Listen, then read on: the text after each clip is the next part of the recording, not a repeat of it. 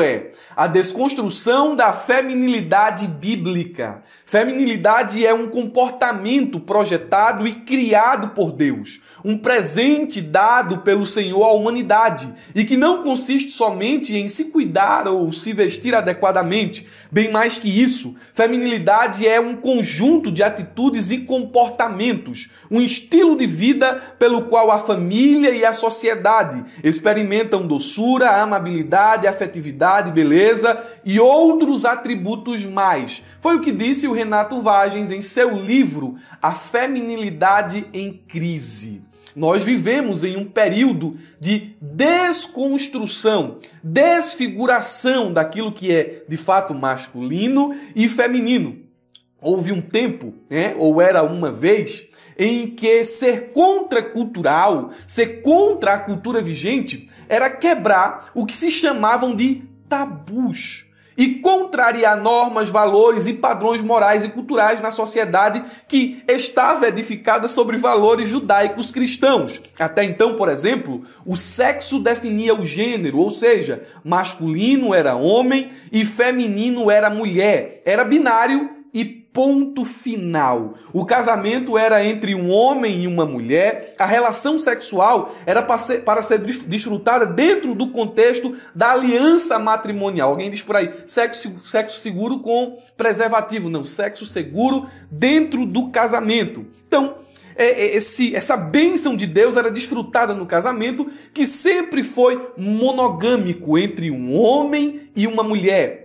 E desse núcleo se formava a família e em torno dela a sociedade como um todo. Aborto? Nem pensar. Em hipótese alguma. Essa era a cultura e tudo que a isso se contrapunha era contracultural.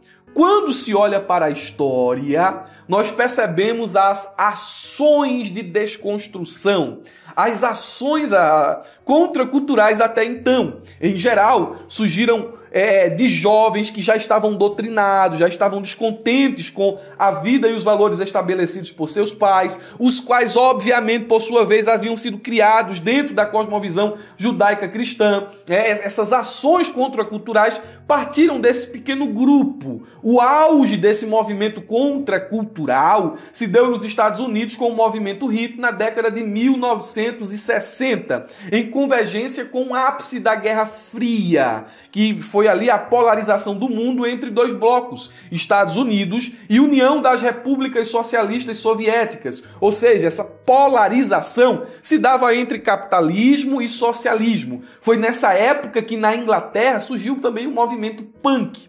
E de lá se espalhou pelo mundo. Esse movimento punk é caracterizado pela contestação e desprezo pelos valores sociais, se espalhou por todo o mundo. A doutrinação nesse período extrapolou os focos de ideologias ateístas localizados, que geralmente eram aderidos entre intelectuais e acadêmicos. E esse pensamento agora se disseminou principalmente pelas letras das músicas das bandas de rock e de outros gêneros, desde Elvis Presley aos Beatles, até todos os demais. As músicas continham elementos ideológicos doutrinadores. Na década de 1980 a 1990, cantava despretensiosamente, sem prestar a devida atenção às letras das músicas desse período, posto que todo mundo, ou praticamente todos, faço essa ressalva, estavam entorpecidos pelo sexo, a droga e o rock and roll. E o que se cantava era sobre amor, a redefinição de amor. Claro, amor de maneira contrária aos padrões judaicos cristãos, amor livre. Cantava-se também sobre crítica social, crítica à imposição cultural norte-americana, crítica à repreensão ditatorial de qualquer natureza e, na prática, era uma verdadeira apologia ao anarquismo. Anarquismo, sim, posto que, espremendo tudo o que se tem ou o que se tinha, era apenas o desprezo por qualquer conceito de autoridade ou governo estabelecido, incluindo instituições educacionais, a família e o Estado. Irmão Murilo, onde é que você quer chegar? Preste atenção para tu entender. Houve um tempo em que ser contracultural era bater na cultura judaico-cristã. Mas houve esse período grande de desconstrução e ainda estamos vivendo o tempo de desconstrução. Hoje a coisa inverteu completamente. Certo é errado e errado é certo. Amargo é doce, doce é amargo. Agora, contracultural ou ser contra a cultura é assumir os valores judaicos cristãos. Aliás, dependendo da forma como você se expressa, passou até a ser crime.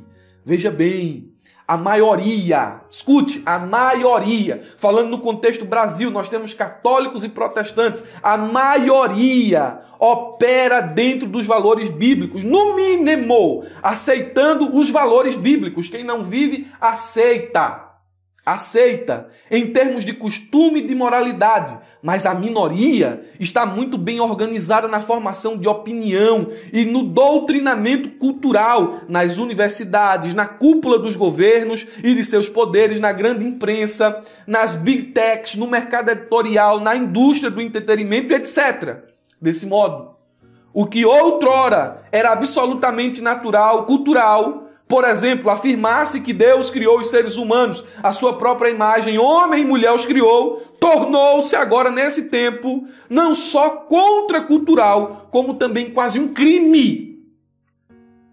Essa agenda de desconstrução inverteu os valores da sociedade. Estudamos na aula passada a desconstrução da masculinidade bíblica. Agora estamos estudando a desconstrução da feminilidade bíblica. E deixe-me já logo dizer aqui de antemão, né? Pode ser que esse vídeo ele não prospere nas nossas plataformas, mas me permita dizer de antemão, não sou feminista, não sou machista, sou bíblico. E a Bíblia não é feminista, a Bíblia não é machista. A Bíblia fala sobre masculinidade verdadeira. Falamos na aula passada. E a Bíblia também fala sobre feminilidade verdadeira. Porém, dentro dessa agenda de desconstrução, de desconfiguração, os conceitos cristãos não cabem. E você, preste atenção, você precisa ser um homem bíblico, uma mulher bíblica, inteirada daquilo que a Bíblia diz, do que de fato é uma mulher, do que de fato é um homem, para você não fazer parte do rebanho que segue os ditames, as ordenanças, os princípios de desconstrução desse tempo dos valores bíblicos cristãos. Comecei assim, 320. Percebe-se, não é, irmãos? Que a desconstrução é uma realidade. Mas vamos começar a edificar aqui. Vamos lá. Texto áureo diz assim: enganosa é a graça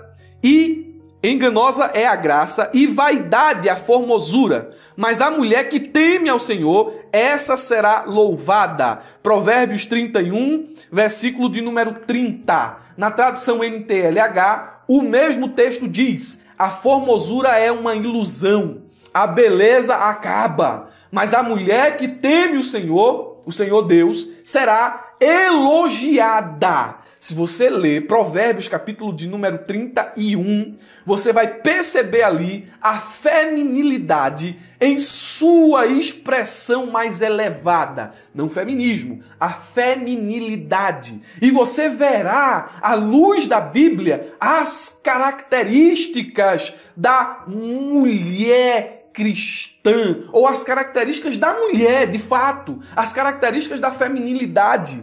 Você percebe aqui? Vamos colocar o texto dentro de seu contexto? Vamos ler a partir do versículo 28. Olhe como essa mulher está em autoestima. Ela não está em guerra com seu marido, não está em guerra com seus filhos, não está em guerra com a sociedade, mas veja como essa mulher está em autoestima. O texto diz: seus filhos se levantam e a elogiam. Seu marido também a elogia, dizendo: muitas mulheres são exemplares, mas você a todas supera. A beleza é enganosa e a formosura é passageira. Mas a mulher que teme o Senhor será elogiada, que ela receba a recompensa merecida e as suas obras sejam elogiadas à porta da cidade. A mulher virtuosa, a mulher feminina, investiu no marido, nos filhos e no próximo. E agora ela estava recebendo efusivos elogios. Olha aí, pelo menos 4 elogios. Primeiro, ela recebe o elogio do marido. Ele olha ela nos olhos e diz: muitas mulheres procedem virtuosamente, mas tu a todas sobrepuja. O amor deleita-se em promover a pessoa amada. Essa mulher aqui de Provérbios 31, ela semeou amor e agora está colhendo os frutos de sua semeadura. O bem que ela fez ao marido está retornando sobre sua própria cabeça. Homem e mulher não são para viver em guerra, mas para se complementarem. Segundo, essa mulher recebe elogio dos filhos. Olha só, hoje o movimento feminista ataca o conceito tradicional de família. E aqui a mulher, que faz parte de uma família, é uma dona de casa, está recebendo o elogio dos filhos. Estes a chamam de ditosa, porque ela ensinou os filhos com sabedoria e bondade. Agora recebe o retorno de seu investimento, porque não amou mais um filho do que a outro. Todos estão unidos para enaltecer a mãe como uma mulher feliz. Terceiro, ela recebe o elogio de Deus. A mulher virtuosa é conhecida na terra e no céu. Sua vida é aprovada pelas pessoas e também por Deus. Apesar de seus refinados dotes administrativos, apesar de sua beleza exterior, essa mulher é enaltecida por Deus por causa de seu coração humilde. É por isso que o texto áureo diz: enganosa é a graça e a vaidade, a formosura, mas a mulher que teme ao Senhor, que tem um coração humilde, um coração temente, essa será louvada. Por fim, essa mulher recebe elogio de suas obras. A mulher virtuosa fazia muitas obras de bondade sem nenhum alarde, mas o reconhecimento de suas obras foi público. O que ela fazia em secreto era agora proclamado dos terraços. Essa mulher está recebendo elogio de todos os lados. Não porque ela se despiu, e foi para a rua despida, foi para a rua toda cabeluda, toda cheia de pelo, para brigar, para lutar. Não, esse tipo de manifestação não. Ela está sendo elogiada aqui porque ela cumpriu as suas funções, porque ela foi uma mulher que executou, que viveu dentro do projeto de Deus para a sua vida. A verdade prática, eita Jesus, ajuda para que o vídeo permaneça. A verdade prática, a mulher foi criada para cooperar com o homem. Deus lhe confiou a dádiva da maternidade e a função de ser esposa e auxiliadora. E isso aqui, para o feminismo, isso aqui é uma blasfêmia. O quê? A mulher foi criada para cooperar com o homem? Maternidade? Esposa? Auxiliadora? Não, isso não. E alguns falam até em tom másculo, isso não. Mas vamos desembrulhar a verdade prática e expô-la em 3 pontos. A mulher foi criada para cooperar com o homem. Isso significa que a mulher não é inferior, nem superior ao homem, mas sim uma parceira igual e complementar. Acorda! Bíblia não é machista. Olha o que a Bíblia está dizendo, que Deus criou homem e mulher, a sua imagem e semelhança, e lhes deu a mesma dignidade de valor, mas responsabilidades diferentes. Aí a verdade prática diz, em segundo lugar, Deus lhe confiou a dádiva da maternidade. Isso significa que a mulher tem um papel especial e sagrado na geração e na educação dos filhos. A maternidade é um dom, é um presente de Deus, que reflete o seu amor criador e providente. A mulher é coparticipante com Deus na obra da vida e por isso deve respeitar e valorizar a sua fertilidade e a sua sexualidade. Em terceiro lugar, a verdade prática diz que Deus confiou a função de ser esposa e auxiliadora. Isso não significa que a mulher tem um papel essencial, isso significa que a mulher tem um papel essencial e honroso na construção e na manutenção do casamento. O casamento é uma instituição divina que representa a aliança entre Cristo e a igreja. A mulher é chamada para ser uma companheira fiel, amorosa, respeitosa e submissa ao seu marido, assim como a igreja é submissa a Cristo. A submissão não significa escravidão ou opressão, mas sim reconhecimento da autoridade, da liderança do marido como cabeça do lar. É difícil ser submissa a Cristo? Não é. A submissão aqui não é subjugação. Então, para com esse negócio. O problema é que a gente está inflamado com a desconstrução dessa agenda, com os conceitos de desconstrução dessa agenda ideológica.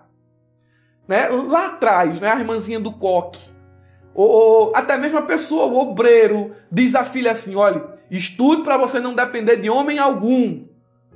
Isso é puro conceito feminista. Não estou dizendo aqui que a mulher não tem que estudar, não tem que se preparar, não tem que estar no mercado. Não estou dizendo isso. Eu estou dizendo que o conceito feminista, ou essas ideologias, elas estão tão enraizadas em nossa sociedade que às vezes a gente fala, verbaliza esses conceitos sem perceber. Dona de casa?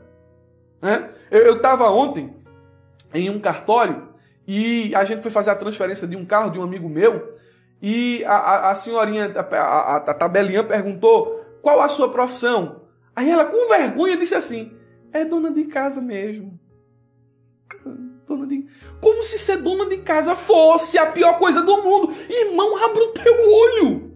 Porque a mulher acha, ou o movimento feminista, acha que o empoderamento da mulher, quando a mulher vai lá e galga o cargo de CEO, o cargo de gerente, o cargo mais alto nas multinacionais, nas grandes empresas, e se esquece de valorizar. Presta atenção, de valorizar aquilo que ela tem mais precioso, que é a família, que é o lar. O movimento feminista, por desconsiderar a família, acha que a melhor coisa do mundo é a mulher ter o espaço no trabalho lá e cuidar do que é dos outros. Aí ela sobe lá em cima, tem um título, tem um carro, tem a função, cuida do que é dos outros e se esquece de cuidar do que é dela e que de fato tem valor, que é o esposo, os filhos, a família. Nós estamos, aos poucos, sendo envenenados por essa ideologia. Mas não podemos abandonar a bandeira do Evangelho, os princípios bíblicos. Vamos, meus irmãos, portanto, à exposição dos tópicos da lição. Preste atenção. Eu, novamente, não vou seguir o roteiro proposto pelo autor. Está muito bom, está excelente, nota 10. Mas não vou seguir o roteiro proposto por ele. Eu vou seguir um roteiro diferente. Dentro do subsídio, temos aqui quatro pontos. E nós vamos segui-los aqui, e à medida em que eu for expondo os pontos, sua mente vai clareando um pouco mais, para você chegar em classe preparado. Quer baixar esse subsídio? Ele está disponível aqui na descrição do vídeo. Agora, melhor que isso, você quer conhecer a ferramenta EBD paga, onde todos os recursos estão liberados? Aqui também na descrição do vídeo está o link. Conheça a ferramenta EBD, você vai ter esse subsídio, vai ter essa aula, só que vai ter uma infinidade de outros materiais que vão te ajudar bastante. Vai ter curso, vai ter dinâmica, vai ter slide profissional, material de marketing e divulgação, muitas outras coisas aí. Confere para tu ver, vai ser bênção na tua vida. Vamos lá. Primeiro ponto. Definição de feminilidade. Irmão Murilo, tu não já definiu feminilidade? Dá já, irmão, mas definir de forma muito rápida. Vamos aqui de forma bem detalhadazinha definir o que é feminilidade? Vamos lá. Essa definição é do John Piper. E para ser sincero aqui, ser correto no sentido intelectual, eu me utilizei de um artigo, de uma pregação, na verdade, e de 2 livros para fazer esse subsídio. Então, muita coisa do que eu estou dizendo aqui não é palavra de minha autoria, mas estudei pensamentos de outras pessoas. Eu quero fazer menção aqui do Leandro Peixoto. Ele tem uma pregação falando sobre a feminilidade bíblica. Deixei aqui o site para fazer jus ao companheiro que preparou esse sermão, e também o livro do Renato Vagens, Feminilidade em Crise, uma perspectiva bíblica sobre o papel da mulher. Por que eu estou fazendo isso? Porque você pode pesquisar nesses livros aí, para assim então poder ter um conhecimento mais profundo. Aqui você está recebendo um resumo de dias de leitura. Mas vamos lá, vamos definir feminilidade bíblica. No coração da feminilidade madura está uma libertadora disposição de ratificar, receber e nutrir força e liderança de homens dignos através de formas apropriadas aos diferentes relacionamentos de uma mulher. Essa é uma das melhores definições de feminilidade bíblica. bíblica. Irmão Murilo, eu não entendi. Vou ler de novo. No coração da feminilidade madura está uma libertadora disposição de ratificar, receber e nutrir força e liderança de homens dignos, através de formas apropriadas aos diferentes relacionamentos de uma mulher. Irmão Murilo, você releu, mas eu não entendi. Vamos desembrulhar essa definição. Vamos por partes. Aqui está bem debulhadazinha por partes. Primeira expressão, no coração. No coração, no centro. Essa palavrinha que está presente aqui nesta definição de feminilidade, ela não é exaustiva. Ela está indicando, essa palavrinha no coração, está indicando que a definição aqui não é exaustiva. Há mais a falar sobre a feminilidade do que contém esta definição. Entretanto, esta definição pequena aproxima-se bastante do significado da verdadeira feminilidade, ou seja, ela contém aquilo que é essencial. É por isso que o John Piper começa dizendo no coração, de uma feminilidade madura. O adjetivo madura sugere que há distorções na feminilidade e que a gente precisa identificar essas distorções que acontecem em decorrência do pecado. A feminilidade madura refere-se não ao que o pecado fez da feminilidade lá no Éden, falamos sobre isso na aula passada, ou o que a opinião popular faz dela, mas ao que Deus desejou que ela fosse no seu melhor. Então, por isso, o John Piper diz no coração de uma feminilidade madura. Existe, está uma libertadora disposição.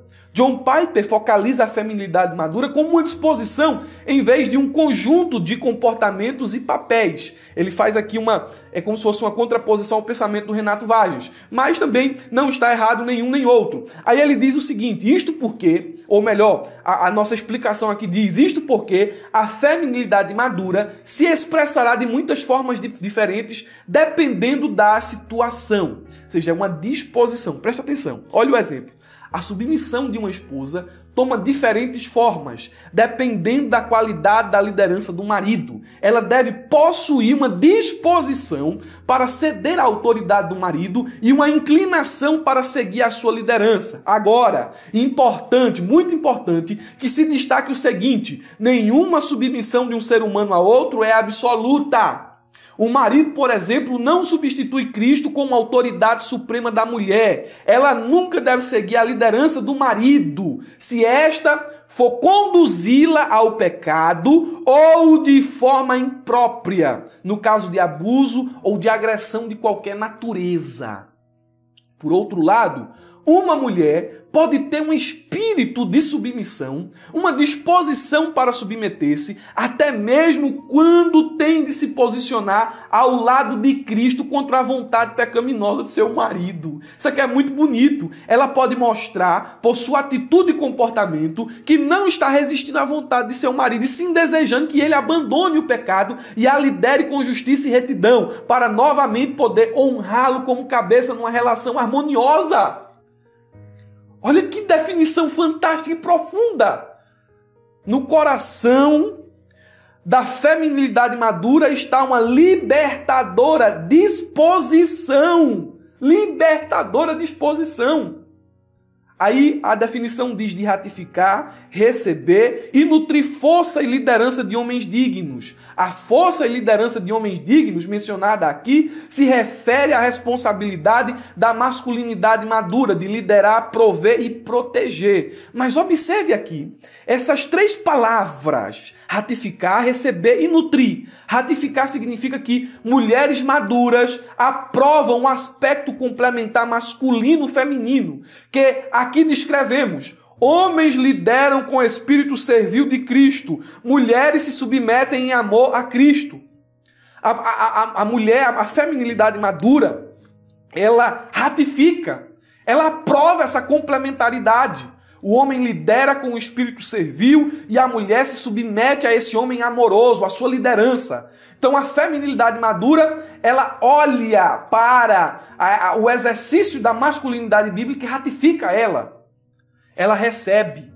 Significa que a feminilidade madura se sente natural e alegre por aceitar a força e a liderança de homens dignos. Uma mulher madura fica contente quando um homem respeitoso, atencioso, servil e amoroso oferece iniciativas apropriadas em seu relacionamento. Ela não quer inverter os papéis, ser o homem da relação, não. Ela se alegra quando o homem não é passivo, bobão, lerdão, lentão, mas quando ele é servilmente ativo e amoroso, ela se sente enriquecida, honrada e livre pela força, atenção e liderança oferecida por ele.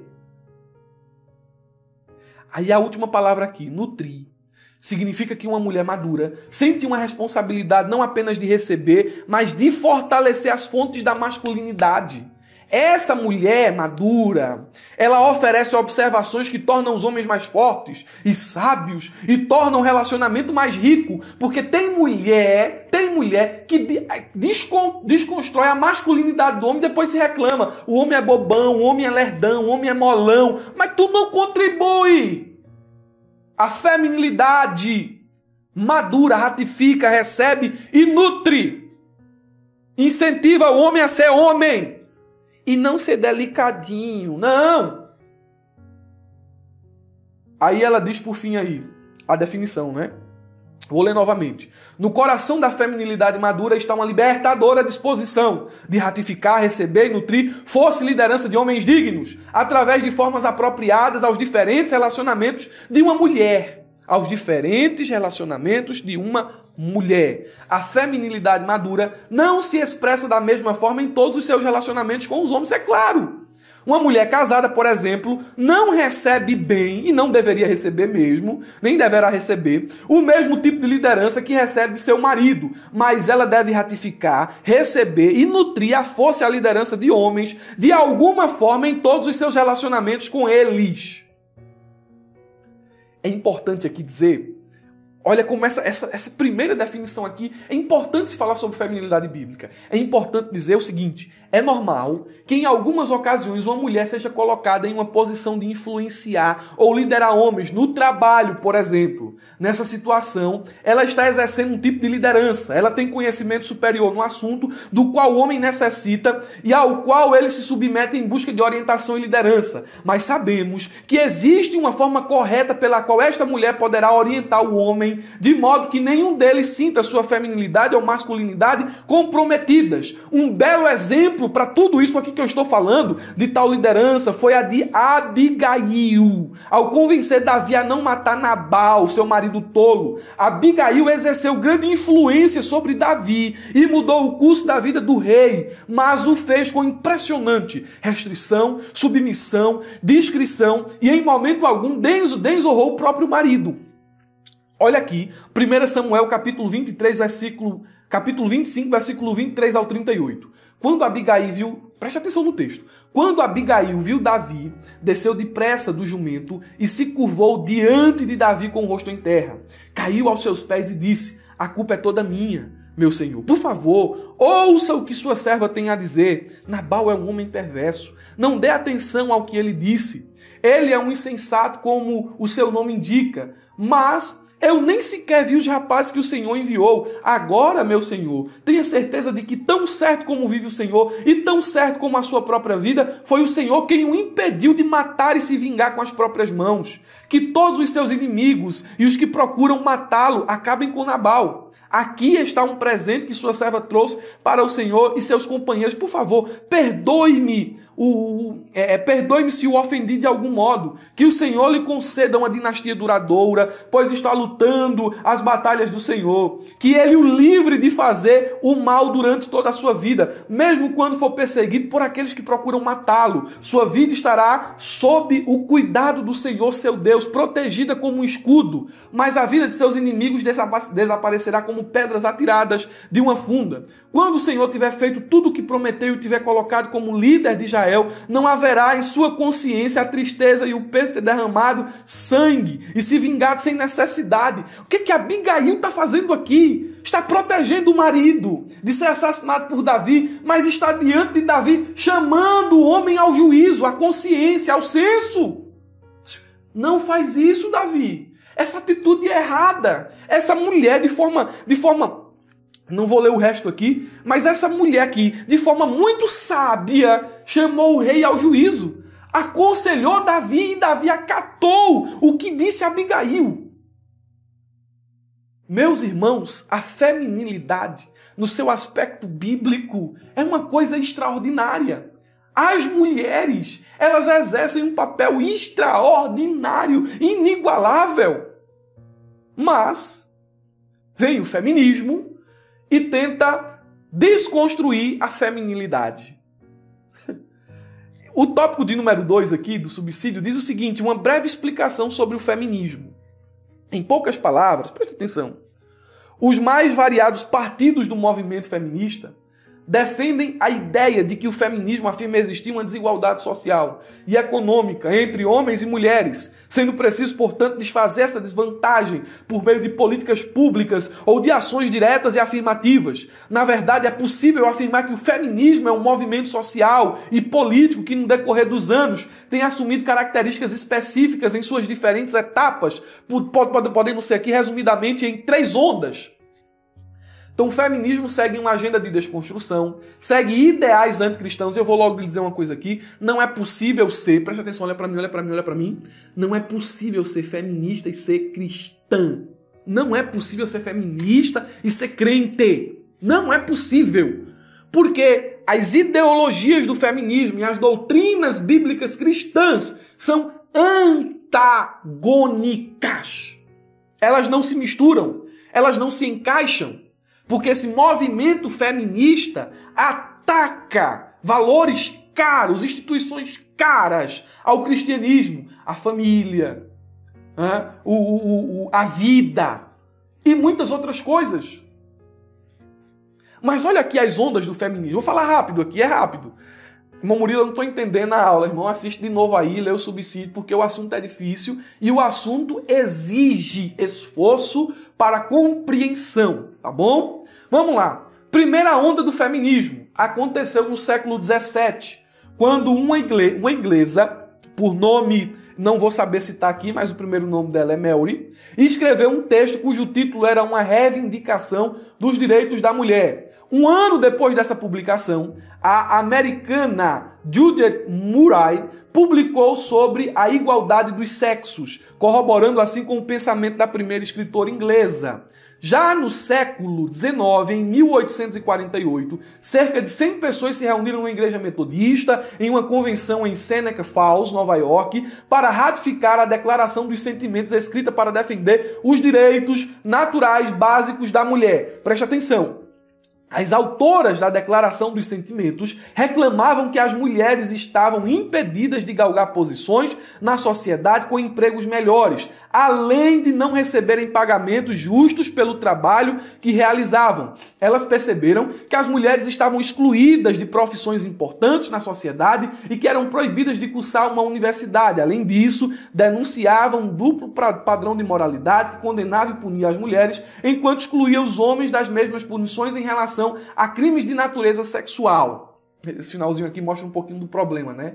Dessa revolução sexual, de a mulher buscar adquirir o direito de se deitar com quem ela quiser, de viver de forma promíscua, como elas alegavam que os homens viviam. Então, surge aqui o protofeminismo.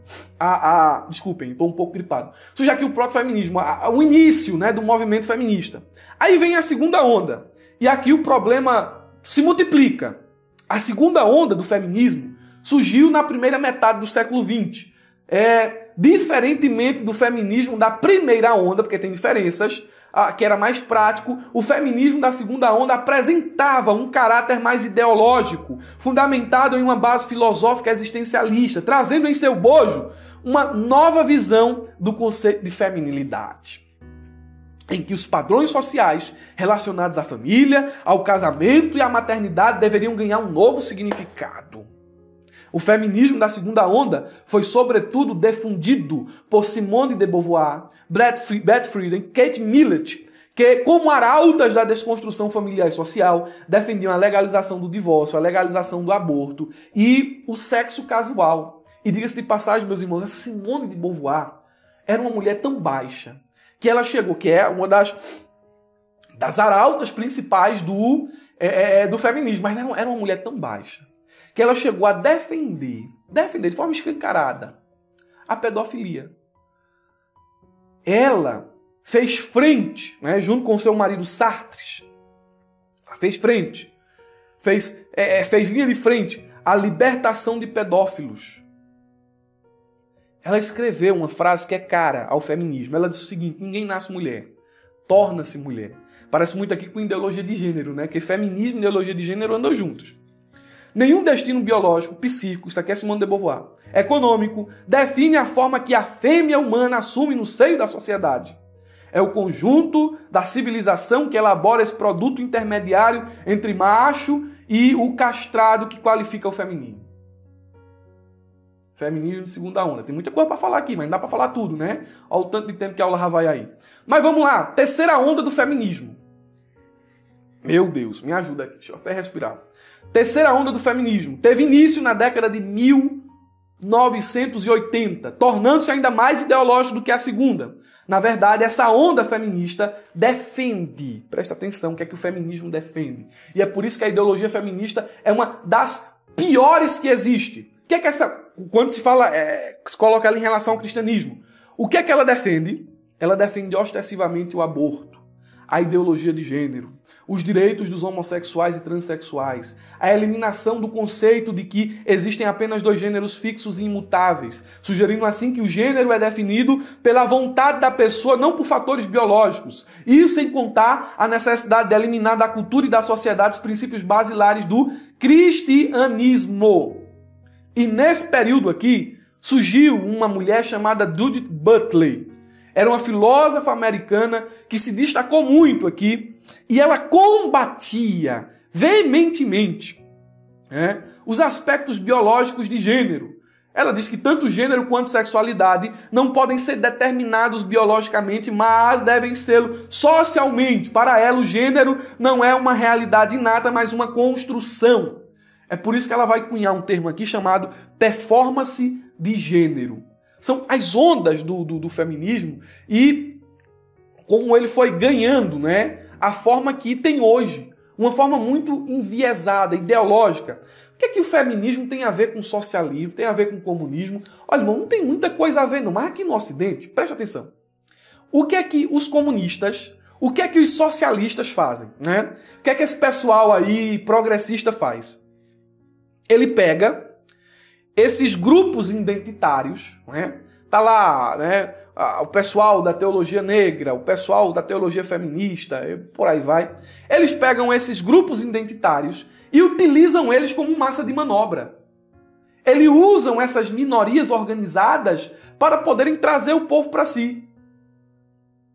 Nós vivemos um tempo difícil. Um tempo onde o espírito da Babilônia está atuando. O sistema está bem organizado. E meus irmãos, o terceiro ponto fala sobre as características do feminismo. E preste atenção. Primeira característica. O feminismo odeia o cristianismo. Isso aqui, irmão, não tem como discutir. Podem derrubar o vídeo aí. Podem derrubar o vídeo aí. Mas isso não tem como discutir. É comum você testemunhar ao redor do mundo manifestações agressivas por parte de muitas feministas contra o cristianismo. Se masturbar com um crucifixo. Ai, Jesus, não tem coisa aqui que não dá nem para falar que é imoral, que elas fazem aí. Elas consideram o cristianismo como seu inimigo. E elas expressam isso através de ataques, xingamentos ou mesmo de invasões e destruições de igreja. O feminismo usa uma roupagem politicamente correta que falsamente transmite a ideia de um movimento justo, enquanto suas estruturas conceituais defendem o fim do cristianismo. A relativização do matrimônio, a condenação da monogamia, da maternidade, da família e a superioridade da mulher, além de rejeitar com veemência a noção de que homens e mulheres são iguais diante de Deus, embora criados pelo Eterno de forma diferente, com papéis distintos, mutuamente complementares. Em outras palavras, o feminismo detesta o cristianismo porque ambos são sistemas doutrinários completamente antagônicos. Aí vem aqui o feminismo, outra característica, o feminismo e sua guerra contra o homem. O feminismo trava uma guerra, uma batalha hércula contra o homem. Você acha que não? Olha esse texto aqui, escrito por uma feminista.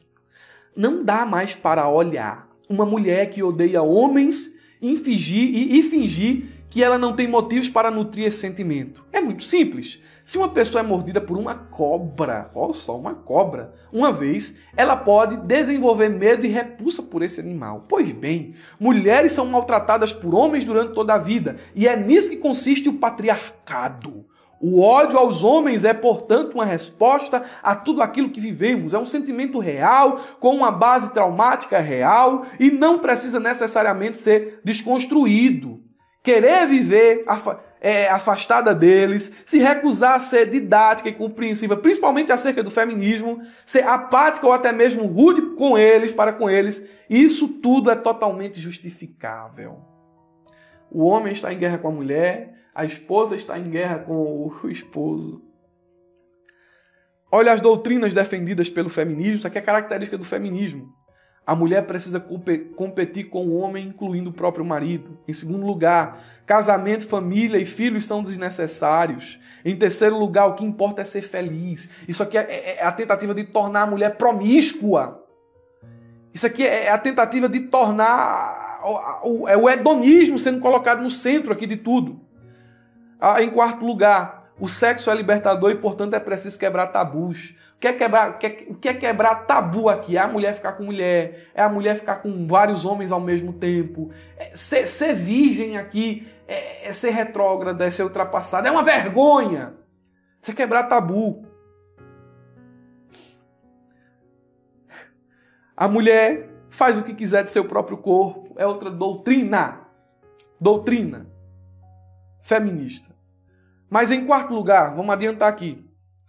O que a Bíblia diz sobre as mulheres? Eu vou ser bem rápido aqui, você pode conferir o subsídio. Em primeiro lugar, vou apenas relembrar. Homens e mulheres são iguais diante de Deus. Detentores da mesma importância e dignidade aos olhos do Criador. É o que eu estou lhe dizendo. A Bíblia não é feminista. Mas a Bíblia também não é machista. Homem e mulher são iguais em valor. Aí, em segundo lugar, apesar de iguais diante de Deus, homens e mulheres possuem papéis diferentes. Não é degradante. Não é degradante a mulher se submeter à liderança do homem. Não é degradante a mulher ser uma boa esposa, uma boa dona de casa, mãe de filhos. Não é degradante. Isso é uma ideia. É uma construção feminista. Uma desconstrução dos princípios bíblicos que a todo momento tentam colocar na nossa cabeça, na cabeça dos seus filhos, na cabeça dos seus netos. A Bíblia mostra que as mulheres devem ser honradas e tratadas com dignidade e respeito. E nós temos, meus irmãos, um exemplo do próprio Jesus. Veja Jesus, como Jesus tratou a mulher samaritana, como ele tratou aquela mulher que tinha 5 maridos, uma mulher promíscua. Jesus não abandonou a mulher. Veja como Jesus tratou essa mulher. Veja o que Jesus fez com Maria Madalena, com Marta e Maria. Eram amigas, discípulas de Jesus. A Bíblia honra a mulher. Leia Provérbios 31. Veja aí, Provérbios 31, as características da mulher virtuosa, da mulher sábia que é discipular. A Bíblia não é machista. A Bíblia mostra qual é a verdadeira feminilidade. A Bíblia mostra o contexto da maior realização da mulher. Ser uma boa esposa. Ser mãe de vários filhos, de muitos filhos. Filho é bênção, irmãos. Não permita que essas ideologias deste tempo envenenem seu coração, coração dos seus filhos. É por isso que você precisa estar inteirado de tudo isto aqui. Os meios de doutrinação são terríveis. Preste atenção no filme da Barbie, que saiu aí agora. Veja como este filme é ideológico. O homem é tornado um homem bobão, sensível. O empoderamento da mulher. Veja como eles são sargazes. Estão utilizando a imagem de uma personagem que é muito conhecida e aceitável para utilizá-la como meio de doutrinação. Não só o filme da Barbie, mas outros filmes aí criados por essas big techs Preste atenção, irmão, a gente está sofrendo ataque de todo canto, de todos os lugares, mas a gente não pode abandonar os princípios da palavra de Deus. Mulher cristã, seja feminina e não feminista. Homem cristão, seja homem. Acaba com essa moleza toda. Lidera, trabalha, provê, cuida, ama. É o apelo final que eu faço. Eu desejo a você uma ótima aula de escola bíblica dominical. Um ótimo final de semana. E não se esqueça, abra a jaula.